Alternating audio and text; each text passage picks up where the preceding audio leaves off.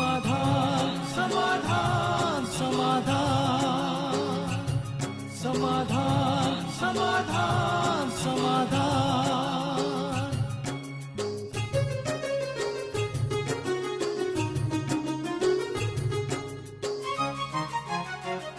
समस्या से उभरना अगर चाहे इंसान, स्वयं के संग सर्व का वो दिल से करे सम्मान। कहता है ये समाधान समाधान समाधान। समस्या से उभरना अगर चाहे इंसान, स्वयं के संग सर्व का वो दिल से करे सम्मान। कहता है ये समाधान समाधान समाधान समाधान समाधान समाधान।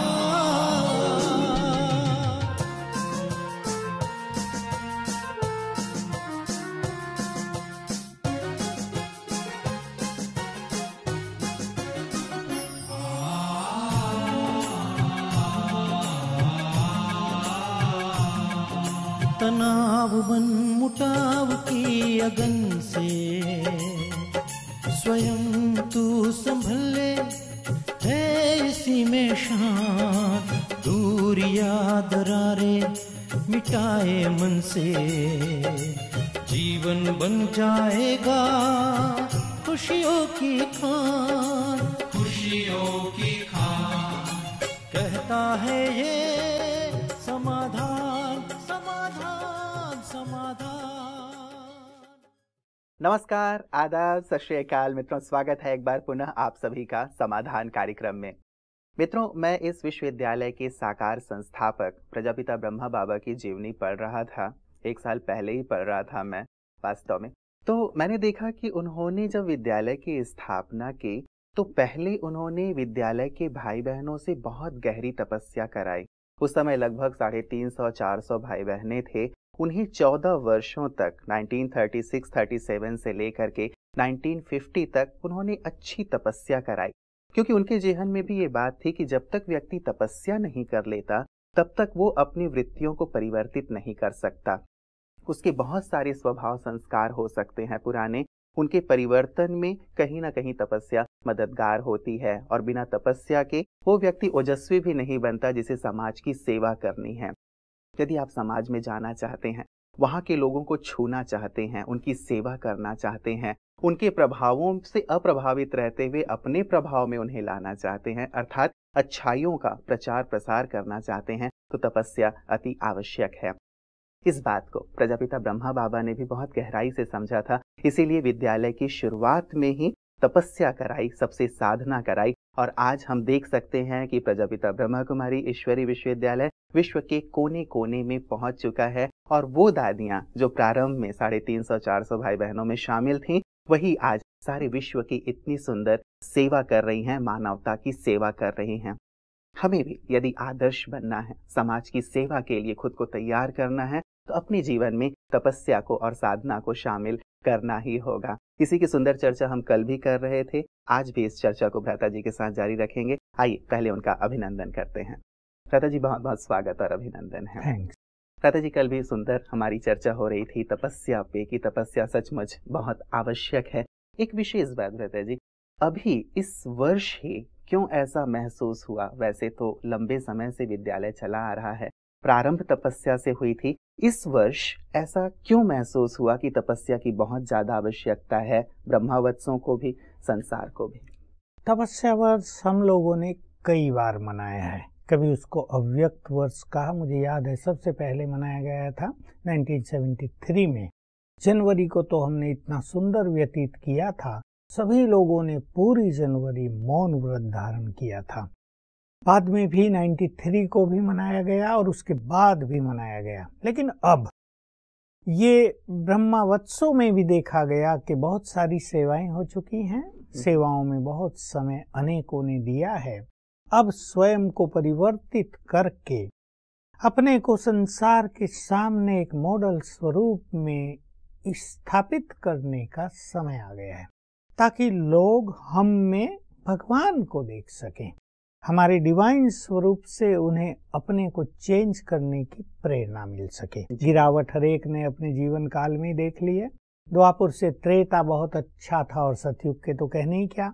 अब कलयुग जब समाप्ति की ओर है तो गिरावट तेजी से दिखाई दे रही। एक और विज्ञान का विकास, सारे संसार में चमक धमक चकाचौंध, सुखों के घर घर में बहुत सारे साधन, धन संपदा में भी बहुत सारी वृद्धि। दूसरी ओर बढ़ती हुई समस्याएं, युवकों में बढ़ते हुए व्यसन, संबंधों में बढ़ता हुआ टकराव, और सबसे बुरी चीज, बड़े हो या छोटे हो सब में तीव्रता से, मैं क्या शब्द यूज करूं, प्रकोप रूप में प्रवेश करती हुई काम वासना, सेक्सुअल फीलिंग्स।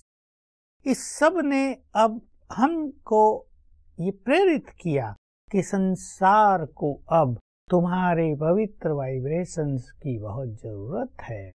इसलिए हम में से बहुत लोग पहले से ही साधना कर रहे हैं, बहुत सुंदर कर रहे हैं। हमारे यहाँ कम से कम 1008 आत्माएं ऐसी पावरफुल हैं जो बहुत श्रेष्ठ योगी हैं, जिनकी प्योरिटी रिमार्केबल है, जिन्होंने अपने जीवन को ऐसा बदल दिया है कि उन्हें देखकर दूसरों को भी सुंदर प्रेरणा मिलती है। इसके अलावा लाख लोग ऐसे हैं जो साधनाओं के मार्ग पर तीव्रता से आगे बढ़ रहे हैं।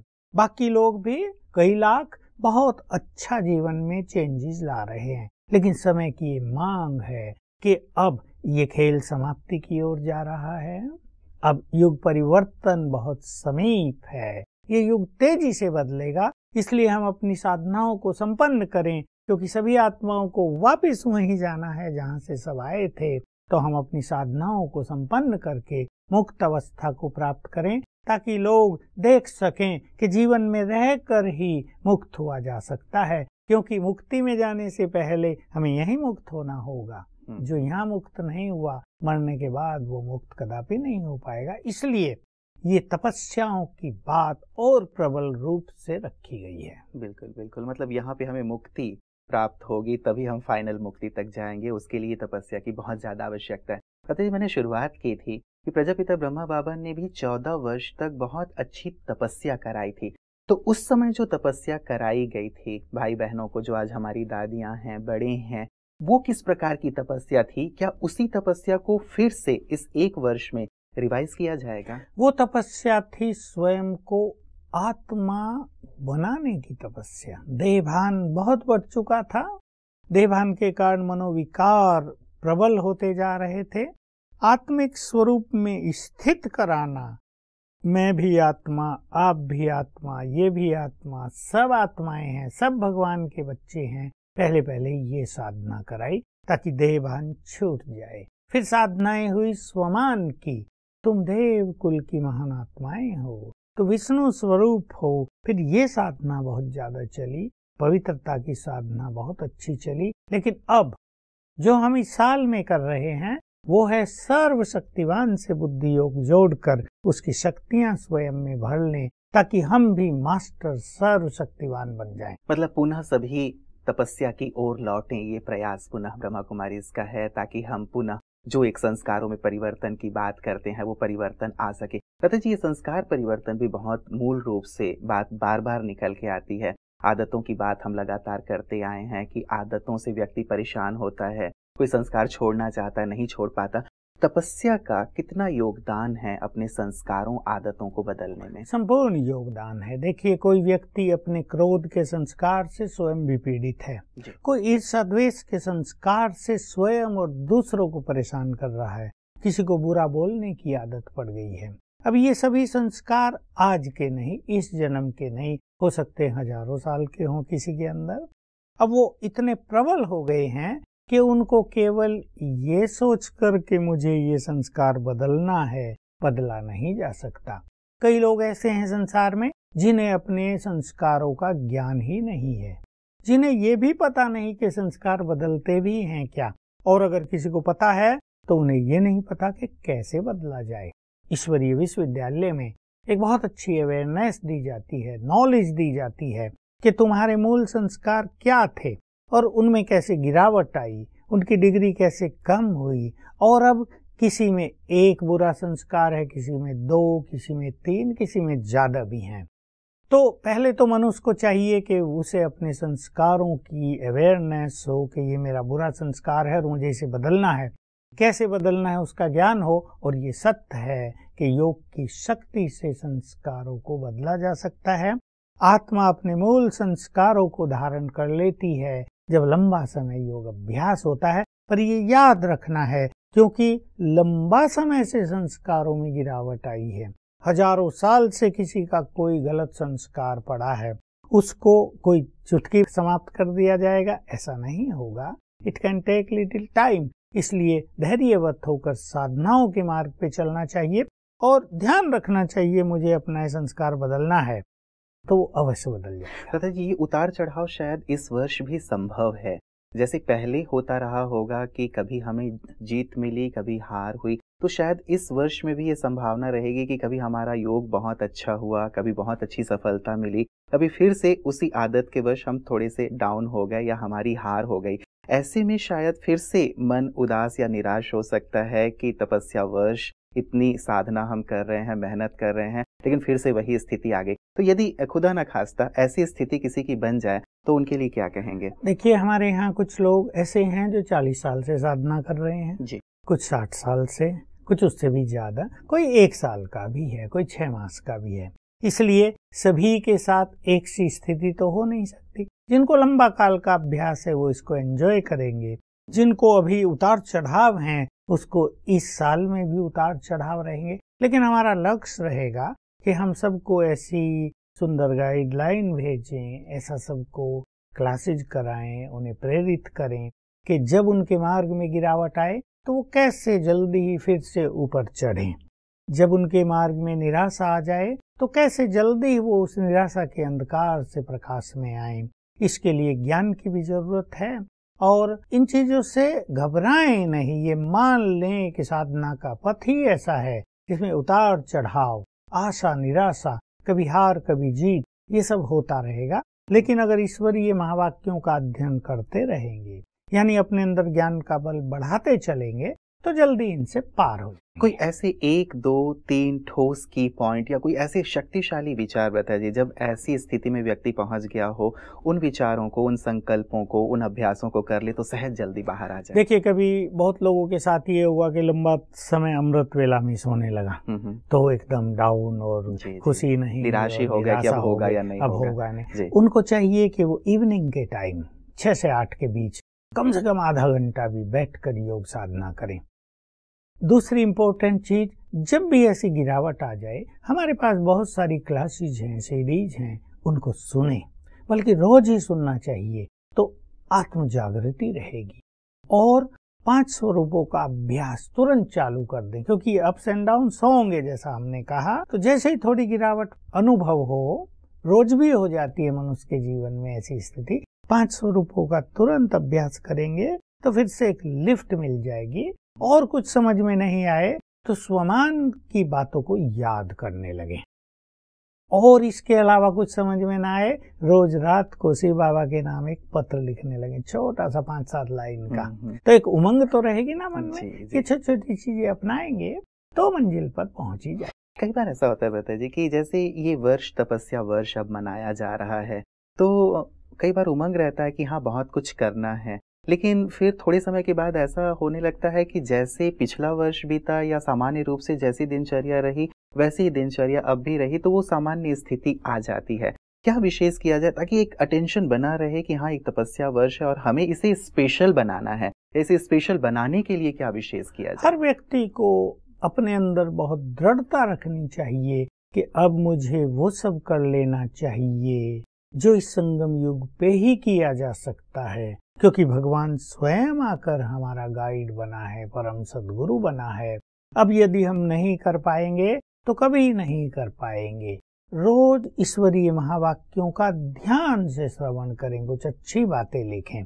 सेल्फ मोटिवेशन हर एक को मिलना ही चाहिए, लेकिन ये बहुत जरूरी है कि हर व्यक्ति कुछ त्याग अवश्य करे, क्योंकि त्याग के बिना तपस्या नहीं होती। देखिए, तपस्या के ये 2 ऐसे स्ट्रॉन्ग आधार हैं, त्याग और वैराग्य।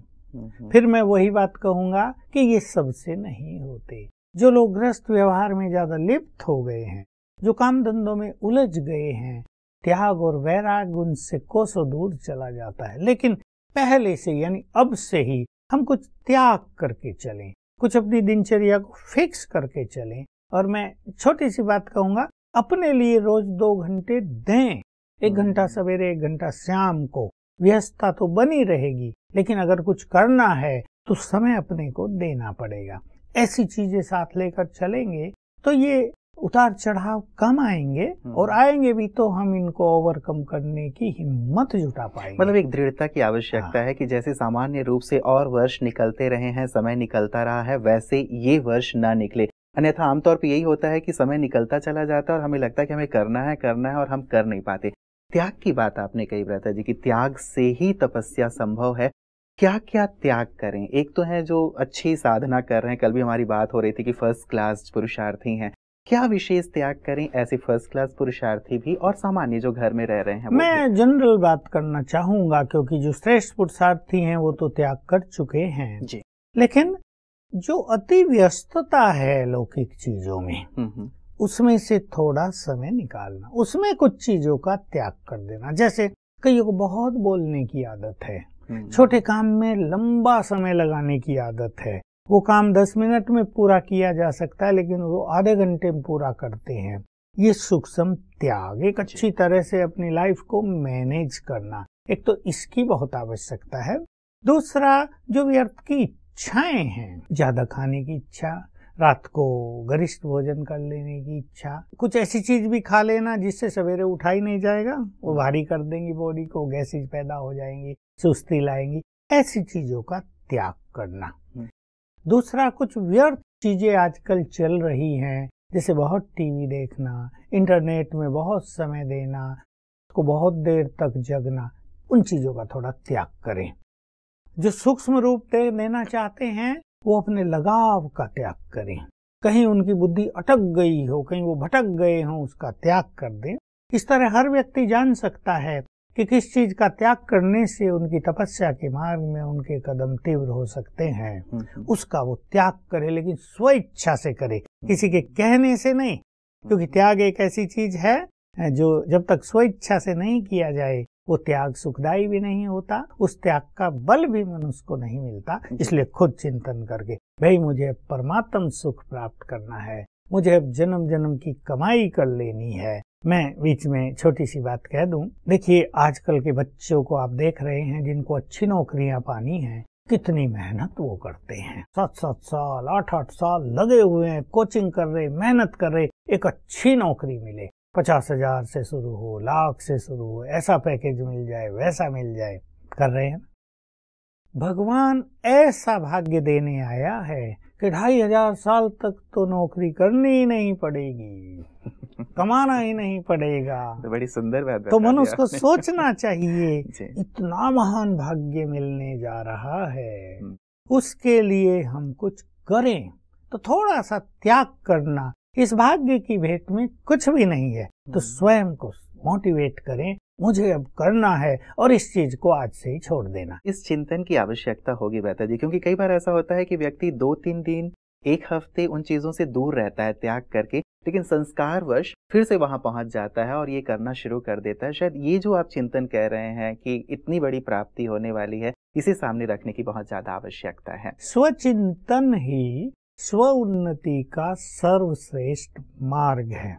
एक विद्यार्थी भी तो स्वचिंतन करता है ना, मुझे पढ़ना है, मुझे अच्छे नंबर लाने हैं, मुझे उससे आगे जाना है, और पिछली बार उसने मेरे से ज्यादा नंबर ले लिए थे, इस बार मुझे यहाँ अपने को ठीक करना है, मेहनत करनी है। एक बिजनेसमैन भी स्वचिंतन करता है, कोई कॉम्पिटिटिव एग्जाम दे रहा वो भी करता है, कोई अधिकारी है वो भी करता है। और योगी का तो प्रथम कर्तव्य है स्वचिंतन करना, अपने से बात करना, सेल्फ को मोटिवेट करना, क्या लेने आए हैं भगवान के पास, युगों से जिसकी इंतजार करते थे वो स्वयं आ गया, टीचर बनकर आ गया, सदगुरु बनकर आ गया, वो भाग्य बनाने आ गया, हमें स्वर्ग की सर्वश्रेष्ठ प्रारब्ध देने आ गया। हम क्या कर रहे हैं?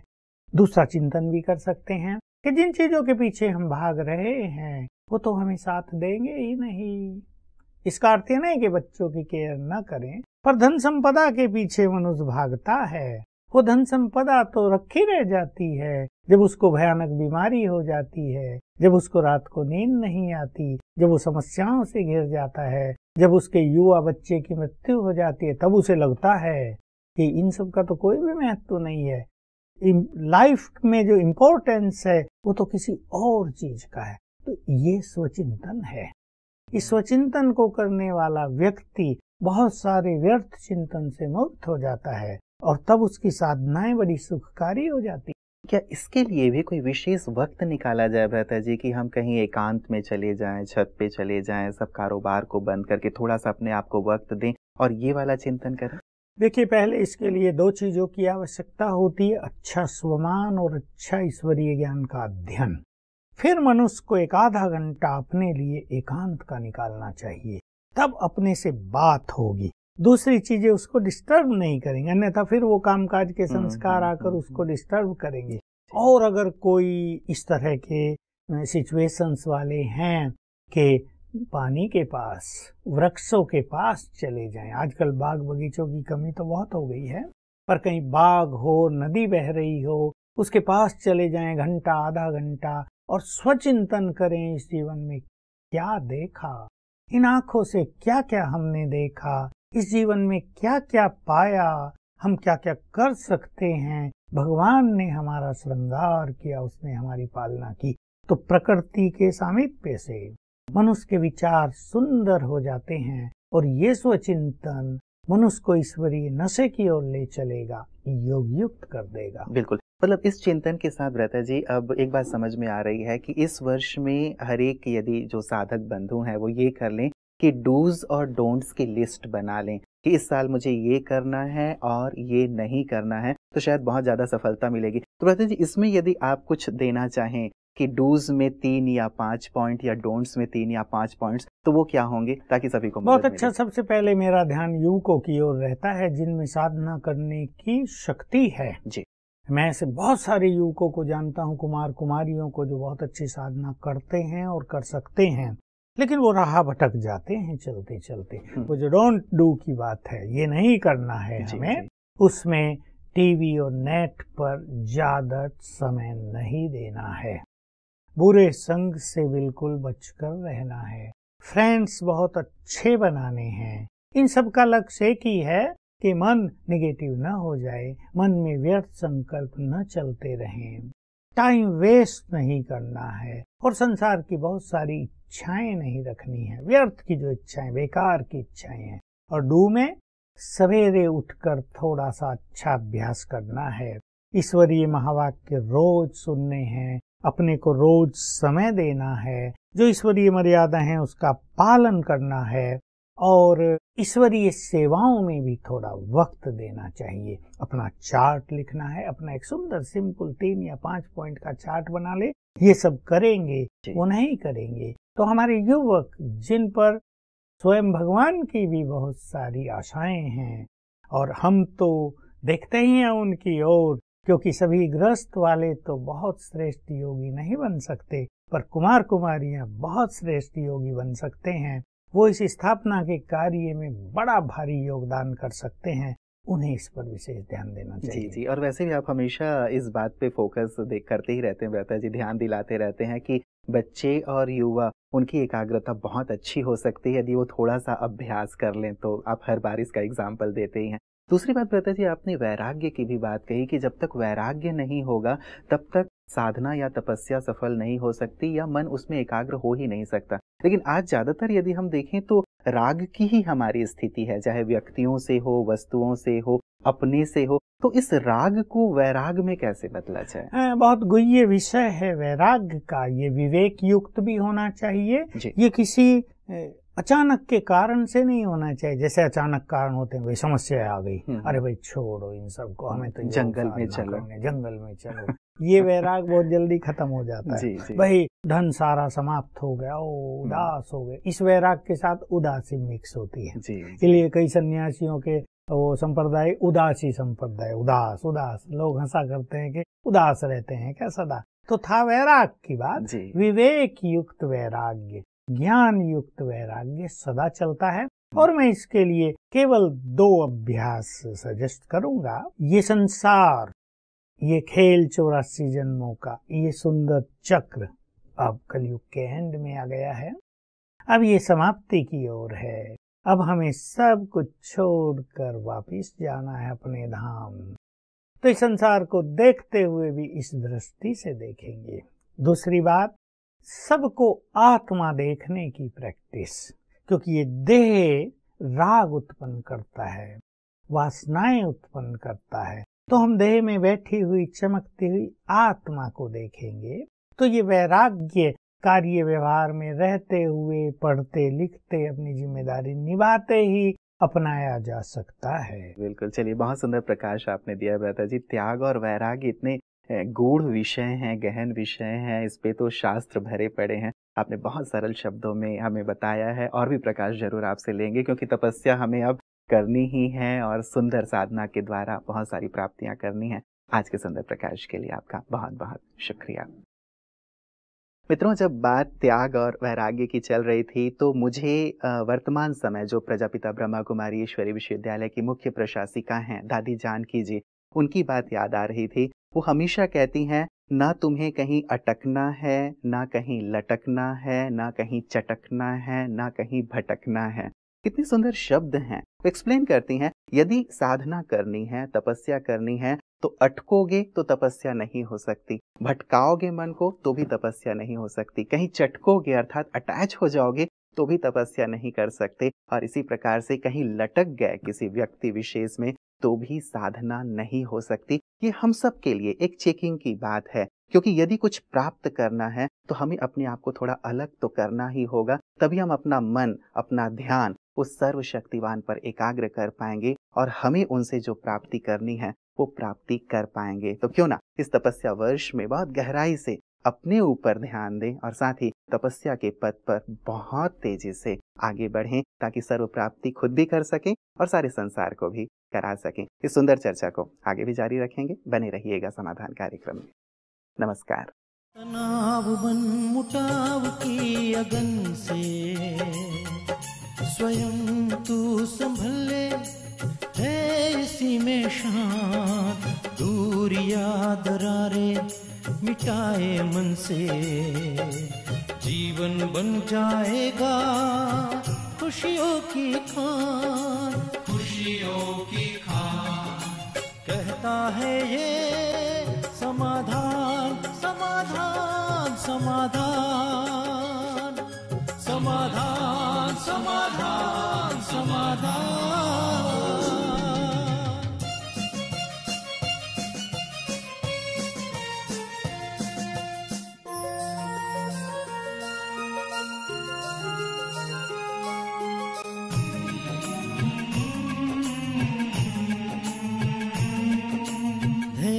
और दृढ़ मनोबल से कर दे तू पल भर में मुश्किलें आसान, पत्नी समकरनी के पावन जल से